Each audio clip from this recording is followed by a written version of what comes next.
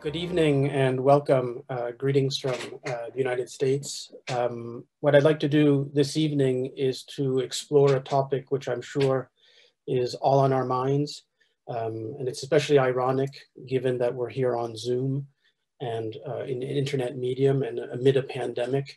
And that topic is paranoia. And so what I'm interested in thinking about is, in what sense is paranoia, not individual paranoia, but collective social paranoia, one of the most pressing and important challenges of democracy today. So what I'd like to sort of talk about in the next half an hour or so is to understand a diagnosis of the crisis and challenge to democracy, the threat that democracy is under from paranoia, collective paranoia. And specifically, I'm going to think about QAnon, which, as you know, is perhaps one of the most fastest growing conspiracy movements, theories, worldviews, not only in the United States, but globally. So what I'd like to do first is say a few things about what democracy is, not simply as a political system, a set of institutions, but you might say a philosophical conception of democracy. Of course, I'm going to sketch this out in very quick terms, but I'd like to first make a claim about what is central for democracy, and on the basis of this claim, why the proliferation of paranoia, we might say the contamination of the political space by paranoia and conspiracy theories, poses a threat, a central threat to democracy, such that among the many threats that one might identify to the erosion of democratic institutions, democratic values, a sense of democratic participation, among the many challenges, which I know other speakers have been exploring in this event this evening, I'm going to claim that cultural paranoia, like QAnon, represents an especially significant challenge. So I'll say a few things about what I think democracy is as a philosophical conception. And then in the spirit of the Nuit de la Philosophie, the Night of Philosophy, which ideally would be in-person discussion, I'm just going to identify, if you wish, a few constellation of ideas, which I think is going to help us to come to terms with the diagnosis of in what sense is paranoia, the infection of political space by paranoid mentality, paranoid actors, a threat to democracy. What are the material conditions? And specifically, I'm going to say a few things about the internet and let's call it digital culture. So the material conditions, which I think are fostering the proliferation of paranoia. And the third element I'm going to try to think about is, what does the paranoia as a symptom, what kind of symptom is paranoia, political paranoia? What kind of symptom is it for the crisis, if you wish, of democracy? So that's sort of the layout of the discussion. And again, just to give you the main points that are going to be sort of the constellation of ideas that I'll just be very suggestive and explore, I'm going to sort of make four basic claims about, if you wish, a clinical cultural diagnosis of paranoia, the proliferation and pervasiveness of paranoia in the age of contemporary democracies, the global age. I'm going to say a few things about how paranoia represents a kind of political and moral panic to a sense that there is no future, or to what some theorists call the slow cancellation of the future. That will be one claim. The second claim is that the ideas of French philosopher Guy Debord, that late capitalism has entered a kind of post-ideological age of what he calls the society of spectacle. I'm going to claim that that framework to give a description of sort of where we are in our society in the late stage of capitalism, that this is quite helpful to understand, again, the conditions under which paranoia becomes cultivated, sort of the fertile grounds for paranoia. The third element will be, I'll say a few insights, or I'll make a few insights about the internet, and how here it's a broader topic, but I'll just broach it very quickly. I'll return to it, that much in the same way that the development of print culture, the development of literacy was the material basis for the emergence of democratic ways of thinking, democratic movements in the early modern period, I'm going to suggest that we're really experiencing something as profound with the fundamental transformation of, we might say, kind of a mental space of literacy and communication through the internet. And I'm going to say a few claims about how I think, again, the internet is a kind of schizophrenic machine that generates paranoia. And then the last point, again, 4 claims about the diagnosis of paranoia in the age of the crisis of democracy. The 4th point will be a claim about what I'm going to call the obscenity of power, that one of the consequences of a kind of advanced neoliberalism is the evisceration of politics, political space as an autonomous space. And that then produces what I will call the spectrality and obscenity of power. So those are going to be the 4, if you wish, landing points that I'll explore very suggestively after, and I'll turn to this in a moment, I say a few things about what democracy is and why then something like paranoia has to be taken seriously, why paranoia is a fundamental political problem and not just a psychological problem, again, collectively. So let me just say a few things about democracy. And of course, we could spend all night and longer talking about what democracy is. I'll say some things which hopefully won't sound too trivial, but I simply want to make a claim that one of the fundamental commitments to democratic societies is a commitment to truth, and a commitment to truth in many different senses. Institutions that operate as the guardians and the providers of truth, scientific expertise, legal structures, so different kinds of institutions that in a sense are committed to the public exposition and defense of truth, whether that's science, whether that's law, whether that's social science, et cetera, et cetera. The cultivation of civic virtues of honesty and truthfulness, which is absolutely central to democratic systems as predicated on freedom of speech, that the value of freedom of speech, of course, has to be directly connected to the value of the civic virtue of speaking truthfully and of honesty in one's speaking. The other element of this complex idea that democracy is a kind of project of truth, of living collectively in truth, is the idea that it's an agonistic project, meaning that truth is not something that is pre-given, but it is a process. In the terms of the philosopher Hannah Arendt, it requires plurality, and therefore fundamentally the willingness not to win absolutely in political debates, i.e. to claim a kind of truth, but instead to be truthful. So one might say that it's the value of truthfulness which is more important than truth, though that might seem paradoxical. And lastly, again, just an enumeration, I would say that it requires, in addition to institutions of truth, civic virtues, certain practices and norms of public speaking and accountability, it requires also what we might call narratives of truthfulness.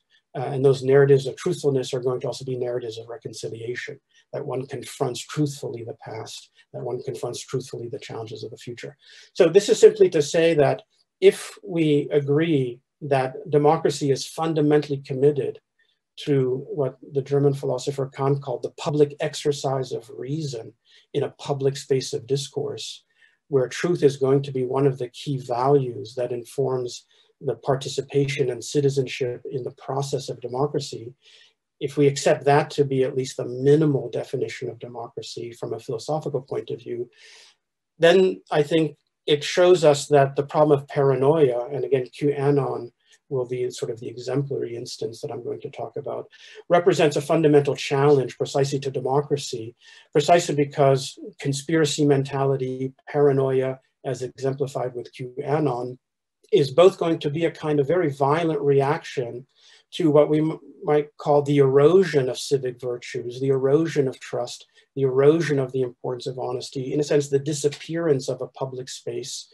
in Hannah Arendt's term, the disappearance of a public space of mutual accountability, mutual responsibility, and appearance, so plurality. But at the same time, and this is going to be what's interesting about conspiracy theories and paranoia like QAnon, on the one hand, it's a kind of violent rejection against the fundamental institution of truth as central to the democratic process. But then on the other hand, it's committed in its own perverse way to a certain almost fanaticism of truth. That the truth is somehow out there, and that what motivates and organizes, what produces almost a kind of anti-solidarity of those who follow Q, the QAnon supporters, or any paranoid movement, which has tremendous political traction, is precisely a commitment to truth. So the paradox is, in a sense, it's a kind of war against truth in the name of truth, making truth and the ability to discern what sense of truth is going to be here salient, especially paramount. And of course, in the American context, since I'm speaking to you from the American context, I think perhaps the most symbolic example of this was the insurrection on the Capitol in January. So precisely that what's fundamentally central to a democratic process is the public accountability of truthfulness and the acknowledgement of truthfulness in the transition of power. So the election is fundamentally a kind of moment of truth, where some truth has been established. Everyone accepts that truth, whether they have won or lost, and that acceptance of the truth, the public pronouncement that indeed this is true, allows for a peaceful transfer of power.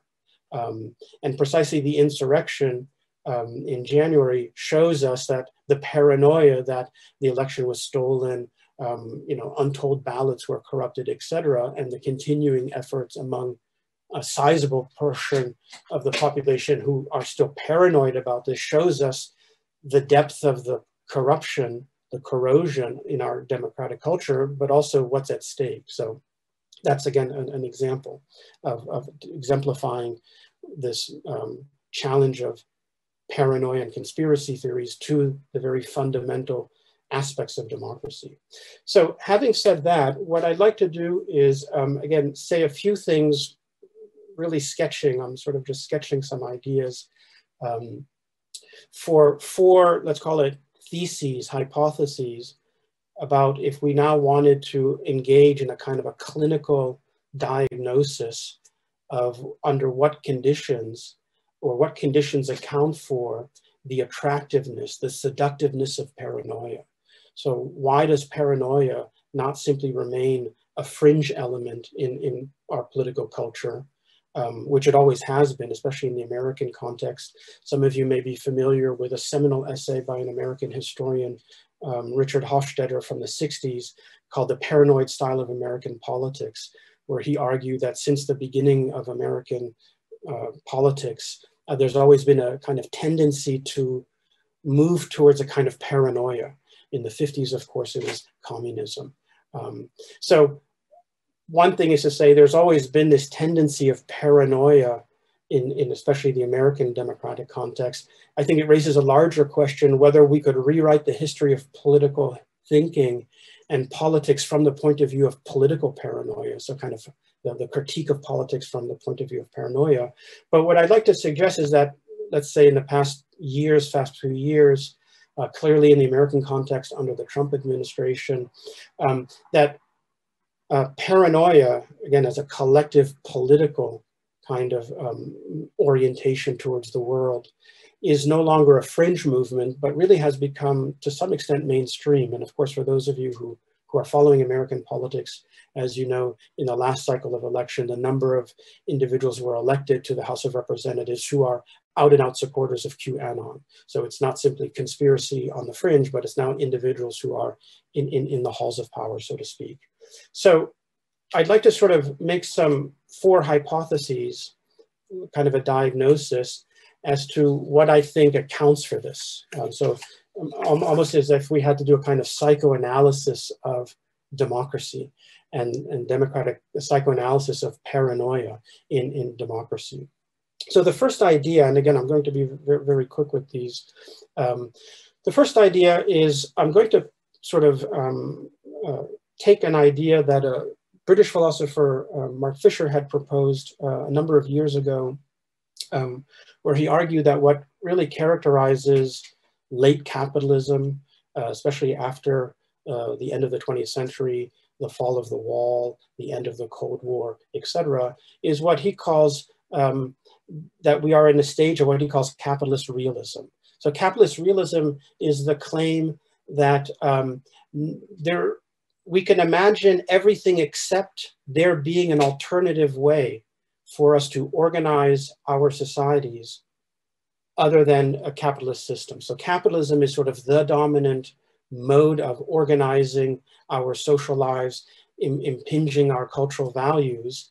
And we can't imagine that there would be an alternative, however much we may critique capitalism. And it's this inability to imagine a future other than the present, which in a sense I'm going to propose produces a kind of moral panic. And here, to illustrate this very quickly, I'm going to say a few things about a film that maybe a number of you have seen. If you haven't seen it, you should see it. It's a great film, which is Alfonso Cuarón's film, Children of Men, which is based on a novel by P.D. James, came out about 10 years ago.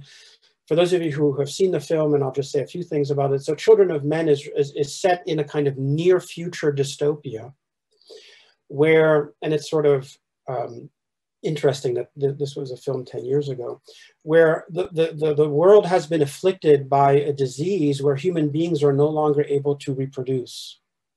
So what has happened to all of the institutions is that given that we're in a situation where human beings can no longer have children, so materially there no longer is a future for us, that the structure of power has been reduced to security and security of borders and internal security, because the fundamental condition of our world is one of hopelessness. Again, in a very Arendtian sense, there is no natality. And in the film then, the whole film is the depiction of a society in which there is fundamentally no future, no children can be made, and therefore all of the basic values that we have are called into question. There's one scene where the main character, Theo, visits someone that he knows who is in charge of the Ark of Culture. So if there is no future, what do we do with cultural artifacts? What value that they have? And Theo, the main character, looks at all of these cultural artifacts that are being preserved and asks him, why are we preserving these things, given that there is no one to bequeath this to? And the person says, well, that's a good question. I have no idea. So the idea is that I take this film as a kind of allegory for a predicament where we feel that there truly is no future that would fundamentally be different than the present that we exist in. And one can formulate this according to Mark Fisher's claim that capitalism, in however complex forms we understand it, is the only real, and that's what we suffer from. So I'd like to propose that one of the aspects of the QAnon conspiracy or paranoia is almost a kind of revolutionary gnosis to imagine a future and a society which is fundamentally other than the present society, but only through the mechanism of a kind of fantasy. So as you know, one of the recurring motifs, especially in QAnon, is the idea that the reality that we perceive, the reality in terms of our political reality, our cultural reality, is actually being manipulated by some strange cabal of, Hillary Clinton. Of course, there's a lot of anti-Semitic tropes that are brought into it, predation of children, et cetera, et cetera. But fundamentally, it's a kind of attitude that is absolutely unsatisfied with the present state of things, almost in a metaphysical sense. That's why I think it's almost a kind of Gnostic idea that the world is fundamentally corrupted. It's governed by fundamentally unseen forces, and we need this kind of moment of hope. Of course, a hope which is a kind of violence that's going to shatter this, in a sense, world that we can no longer support, in which we feel that everything is fallen. And it's almost this divine, theological, apocalyptic passion that the world is fundamentally fallen. But precisely the paradox is that it's a fantasy for a better world that veils the actual conditions under which this world exists, which is precisely this form of capitalist realism. And that is going to produce what I'm going to call a kind of agency panic. So one of the things I think that attracts a lot of people to conspiracy theories, and there's been some research that's been done on this, is that individuals feel empowered. They regain a sense of agency not only individually, but also most importantly, collectively. And so one of the mantras of QAnon specifically is, you are the one who will find out the truth. You are the one who will make the connections. And insofar that then you go online, or you can actually go on now conferences, you can then meet others and you form a kind of solidarity. So it's an interesting way in which conspiracy and paranoia socially functions as a way to produce solidarity among individuals who otherwise have no sense of solidarity with others, and also empowers them with a certain kind of agency. And so I'd like to suggest that this is a kind of reaction to a kind of fragmentation and alienation, which is the consequence of a modern capitalist society, if you follow this analysis that I sketched out. So that's the first claim about the idea that there is no future. The world is going to be understood as somehow fundamentally fallen precisely because it has no future. And this is why I think that in QAnon, the problem of child predation is absolutely central. So almost psychoanalytically, what we fear most is the future, and that is symbolized in the fantasy of predation of the children, that the children are going to be harvested for blood or whatever. I mean, all these sort of narratives which infect the QAnon mentality. So that's the first claim.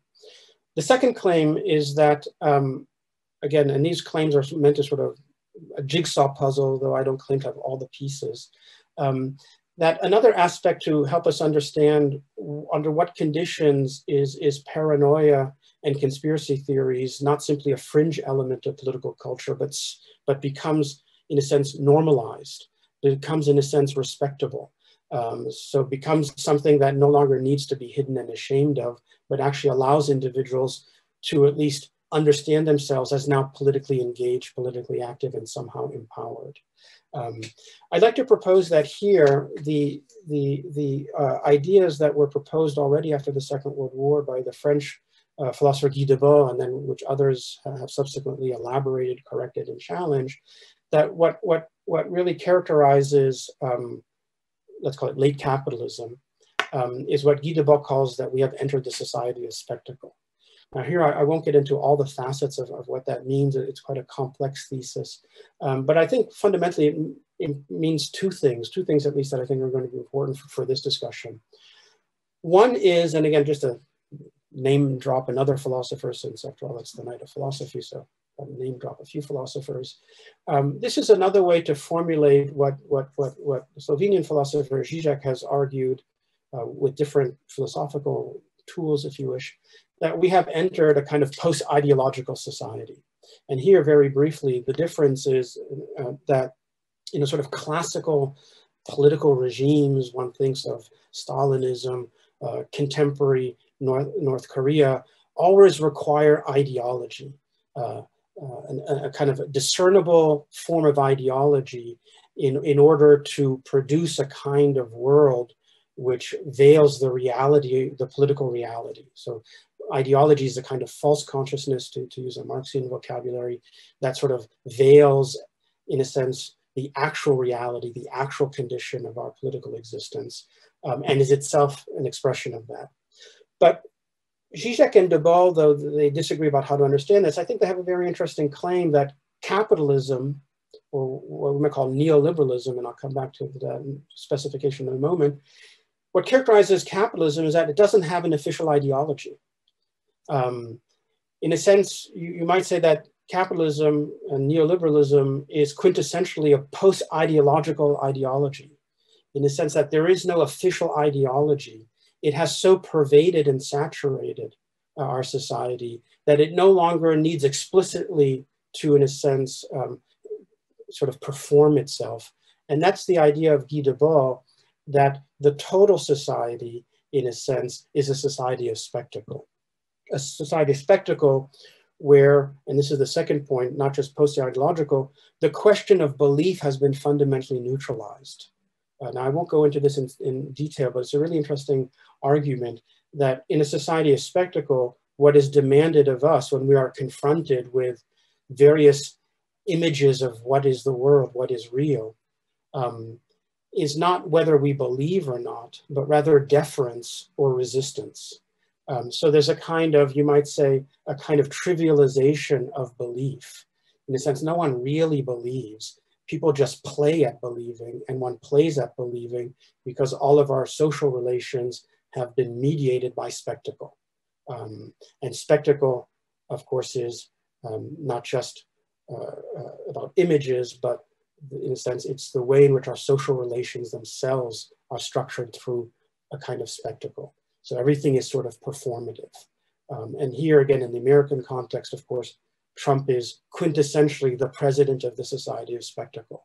Or another even more flagrant example, you may recall that a few years ago in Ukraine, I think the now president who was elected president after he had first served as an actor on a television show about being a president. And it's precisely after having played successfully on this television show of being a president that then he formed a party to be the president. So now he is the president. So it's not that he is a president and then he becomes an actor who plays the president. He was never the president. He was the false president. And the false president is the true president. So the one who gets elected.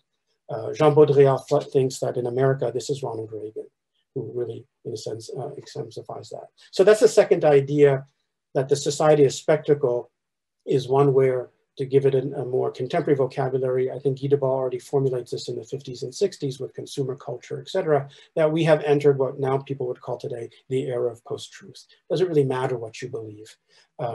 What matters is your allegiance and your devotion. So it's not a belief that I have that then I could revise, that I have to explain, et cetera. It's in a sense devotion, deference, or resistance and rejection.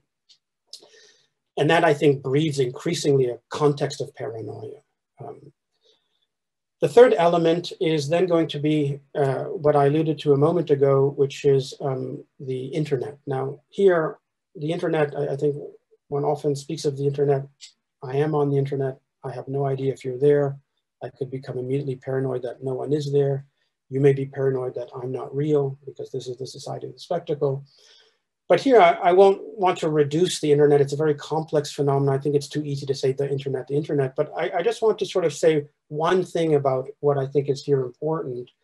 And that is the way in which the structure of the internet as a kind of space in which we can navigate, and through what we might call a kind of culture of likes and clicks, we're able to instantly move and access all kinds of information, products, services, et cetera, that we think of the internet as what I'd like to call a apophanic machine. Now, apophansis is a term that I take from clinical psychology.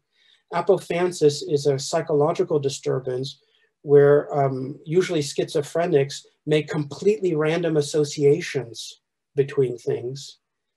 And not only do they make completely random associations between things, but that proliferation of random associations is always tied to the idea that those random associations that they're making is allowing them to see the truth of some complexity which remains hidden to everyone else. The most spectacular in the history of psychoanalysis example of this, for those of you who are familiar, is Paul Schreber, the memoirs of Schreber that Freud analyzed, Deleuze wrote about, etc. So this is what in clinical psychology is called apophansis, namely taking things that have no connection and believing that there really is a substantial connection, and then proliferating these otherwise meaningless connections into meaningful connections in order to reveal a kind of complexity which then you feel you're the one who understands and everyone else doesn't understand. So I'd like to propose that the internet is a kind of apophanic machine.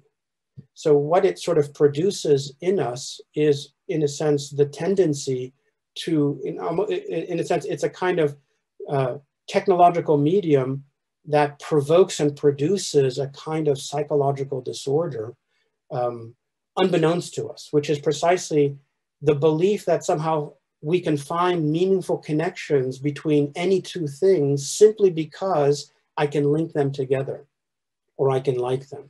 So you might say that now we have sort of entered the culture of the like and the link, That's how we react to things. We don't really believe in things, we just like things. And we just believe, so we don't believe things, we like things. And at the same time, we're obsessed with seeing linkages between anything and everything simply because we can. And of course, it's the effortlessness of the click that does that.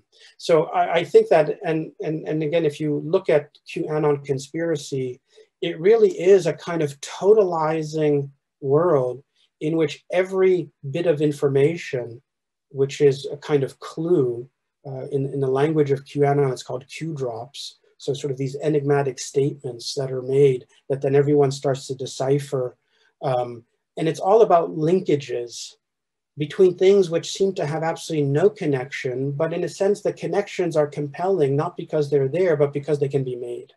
So that's what I'm going to claim, is that this is one of the profound effects of the internet, is that it's to create a kind of apophanic world space, which is also, and this is the other point, which I'll just say very briefly, it's also driven by algorithms. And here I won't go into it, but one can't underestimate the importance of algorithms, which in a sense, algorithmic thinking, automated algorithm, in a sense, is already establishing pathways that facilitate the apophanic linkages between things which really have no connection. And as we know, if you've been following all the debates about Facebook, about now there's a lot of studies in digital media studies about how it's the algorithms in Facebook that then allowed for the proliferation of QAnon networks. Because if I go on QAnon, and then the algorithm knows that these are my preferences, then it channels me to other followers, etc. So there's a sense in which the internet is both a kind of algorithmic thinking that structures our thinking without us knowing it, and that fosters itself a kind of apophanic, hectic intensity of seeing relations everywhere, of course, everywhere and nowhere, into a totalizing picture.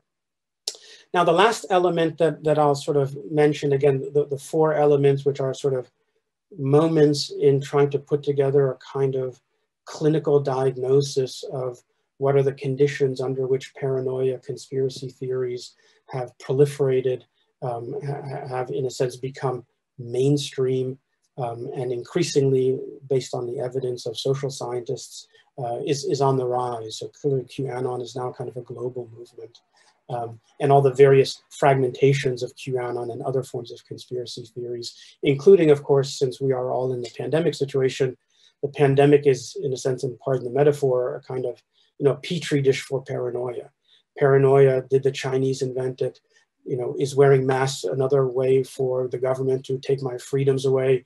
But on the other hand, the opposite way, looking at people and thinking, are you vaccinated? Are you not vaccinated? So all of the unseen that we want to see, and we can only see because we're locked in this sort of digital space as we are now, is another kind of culture that breeds paranoia and conspiracy. The last point I want to make is what I'm going to call the obscenity of power, or the spectrality of power.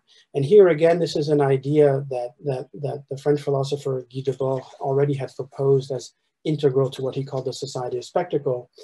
And that's the idea that what characterizes the society of spectacle is that power now no longer has to hide or veil its own obscenity. And in a sense, the obscenity of power is that no one really is in control. So the idea is that what the society of spectacle provokes is a kind of fundamental crisis of sovereignty.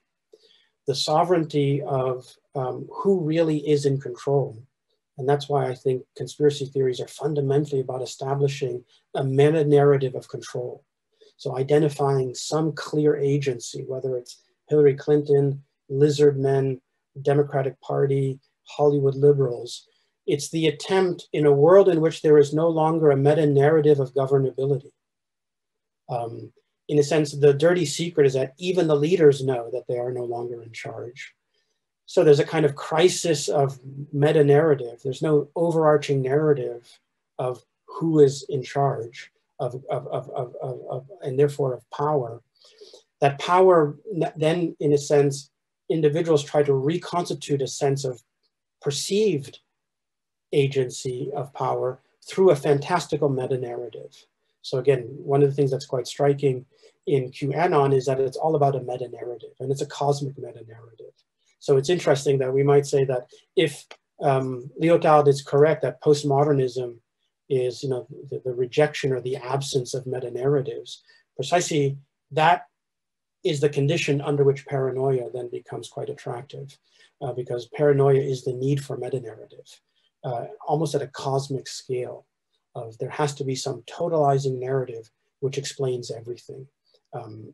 So that's going to be what I'm going to call the kind of way in which what characterizes politics, and here I'm going to speak of America, but others are free to find their own examples in your own country, that with Trump, you see very clearly that power is all about obscenity and vulgarity. There's no longer the attempt to hide the obscenity of power.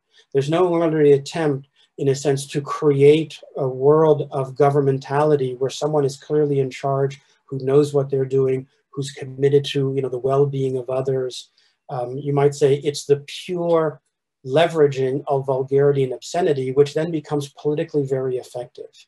And again, I would point to the insurrection in January as fundamentally a manifestation of the political force of the obscenity of power. The obscenity and the vulgarity of power is precisely the outright denial of the public confirmation of the truth, namely the truth of who won the election. And of course, the obscenity and vulgarity, which is violence. So another way to think about this is violence. You know, when the distance between power and violence is reduced to zero, that's when power shows itself as being nothing other than obscenity and vulgarity. And such that this is going to be what's going to be key for the tendency that it's this obscenity of power which gives a certain kind of allure, almost kind of an enchanted sense to authoritarianism. So I think what clearly is very attractive to the spectacle of Trump is that the obscenity is the aura of power, the aura of authority. And QAnon is clearly a movement that begins with the Trump entering the political sphere, and is clearly about the way in which it's trying to, in a sense, provide a narrative to render less obscene the obscenity of that power.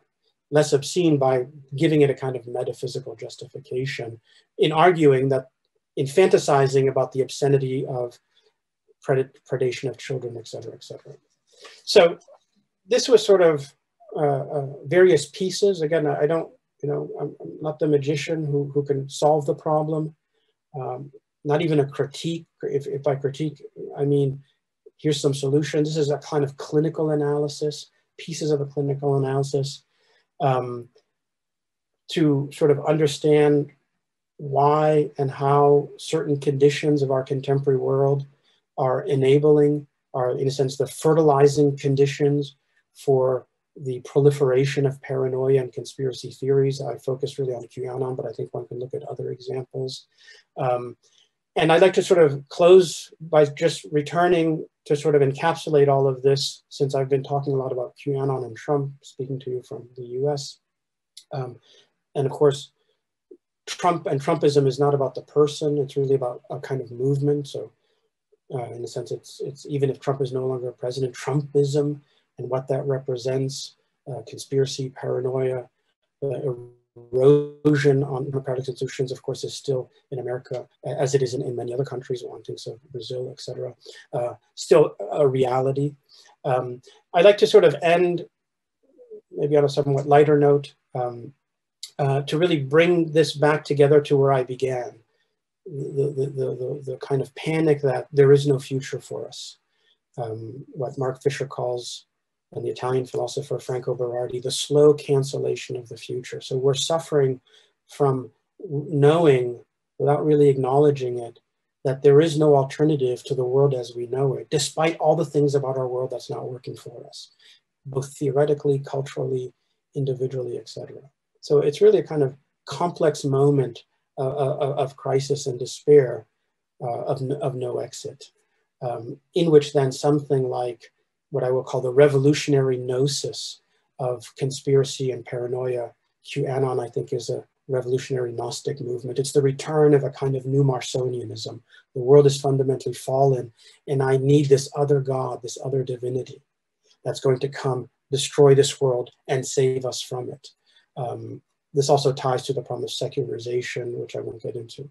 But the last thing to sort of end it, and for my contribution, and hopefully to give you some ideas to think about on your own, on a sort of lighter note, is to come back to this idea of predation, the predatory nature of politics, that politics is all about predation. It's about the obscenity and vulgarity, which is out in the open and which is completely accepted.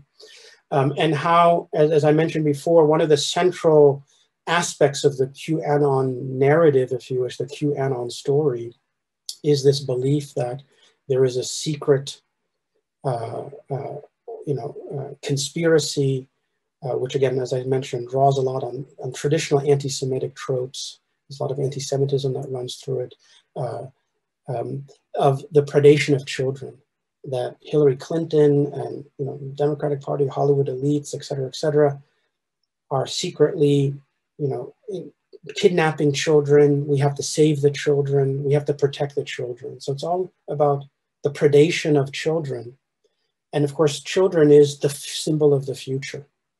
For those of you who follow American culture, high culture, of course, you may know South Park, which I count as American high culture. And there's a wonderful episode in South Park called Splatty Tomato, where one of the elements of the plot is don't feed the president. So Trump is not named Trump, he's President Garrison, but the whole plot of this episode is that the town in South Park is being preyed upon, the children are being preyed upon by the President of the United States. His name is Garrison in the episode. And so the whole episode is about how the President of the United States is the true predator. It's a predation on democracy. It's a predation on the children, on the future.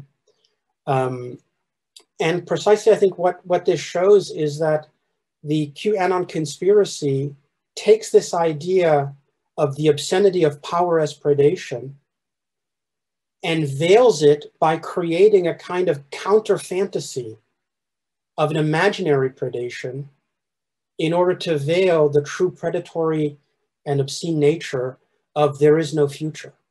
And now I'll leave you with this. If what I'm saying is plausible, then it leaves us with a very complicated question, because at what point does this analysis, which I've just presented, and I've tried to bring to a head with the South Park episode, where the president is the true predator of children, that the QAnon paranoia conspiracy tries to hide by creating the fantasy of another scene of predation.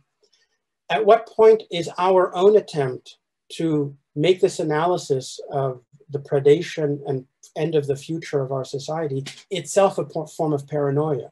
So the problem is, at what form does the critique and clinical analysis of paranoia itself succumb to a kind of paranoia? I'll leave you with that to think about. Thank you.